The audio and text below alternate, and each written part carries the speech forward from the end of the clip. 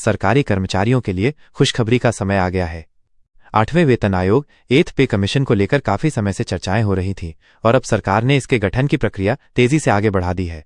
देश के लगभग 50 लाख केंद्रीय कर्मचारी और करीब 65-68 लाख पेंशनधारी इसका बेसब्री से इंतजार कर रहे हैं। 2016 में 7वां वेतन आयोग लागू हुआ था, जिसकी सिफारिशें 2025 तक मान्य थीं।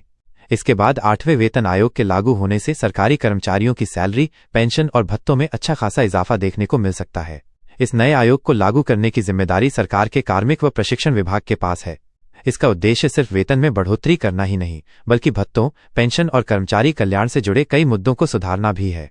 सरकार कर्मचारियों के आर्थिक और सामाजिक हालात को ध्यान में रखते हुए हर 10 साल में नया वेतन आयोग बनाती है।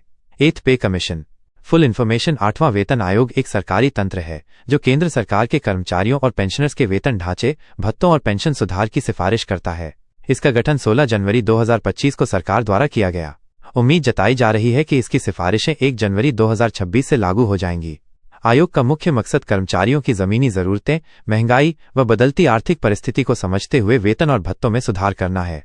आयोग में शामिल होने वाले सभी लाभार्थी केंद्र सरकार के कर्मचारी, विभिन्न मंत्रालयों व विभागों के अधिकारी, रक्षा और अर्धसैनिक बलों के जवान एवं सेवानिवृत्त कर्मी होंगे। आयोग के लिए कर्मचारियों ने पुरानी पेंशन बहाली, न्यूनतम वेतन में वृद्धि, बच्चों की शिक्षा के लिए सहायता, जोखिम भत्ता, मेडिकल सुविधा सहित कई मांगे सरकार के पास पहुंचाई हैं। क्या है मुख्य बदलाव? 8वें वेतन आयोग के तहत वेतन बढ़ोतरी का मुख्य आधार फिटमेंट फैक्टर को बताया जा रहा है। पिछली बार यानी 7वें वेतन आयोग में फिटमेंट फैक्टर 2.57 था, जिससे करीब 23.5% की बढ़ोतरी हुई थी। अब 8वें वेतन आयोग के लिए ये फिटमेंट फैक्टर 2.28 से लेकर 2.86 के बीच रहने की संभावना है, जिससे कर्मचारियों की सैलरी में 30% से 40% या उससे ज्यादा तक का इजाफा हो सकता है। अगर उदाहरण से समझें, अभी यदि किसी कर्मचारी की बेसिक सैलरी 18,000 रुपये है, तो नए फिटमेंट फैक्टर के अनुसार ये बढ़कर 30,000 रुपये या उससे अधिक हो सकती है। वहीं जिनका बेसिक वेतन 20,000 रुपये है, उनकी सैलरी बढ़कर 46,600 रुपये से 57,200 रुपये तक जा सकती है। इसी के अनुसार पेंशनर्स को भी लाभ मिलने की पूरी संभावना है। मिनिमम पेंशन 9,000 रुपये से बढ़कर 25,000 रुपये तक पहुंच सकती है। इसके अलावा सभी भत्तों जैसे DNS allowance, DA, house rent allowance, HRA, travel allowance, TA आदि को भी नए वेतन ढांचे के हिसाब से रिकैलकुलेट किया जाएगा। लागू होने की तारीख और असर सरकार की ओर से फिलहाल आयोग की सभी सिफारिशों को अंतिम रूप देने पर विचार चल रहा है। उम्मीद है कि इसकी अंतिम रिपोर्ट दिसंबर 2025 तक आ सकती है और 1 जनवरी 2026 से कर्मचारियों को नए वेतनमान का लाभ मिलना शुरू हो सकता है। सरकार का अनुमान है कि इससे उसके खर्च में भी लगभग 1.8 लाख करोड़ रुपए की वृद्धि हो सकती है।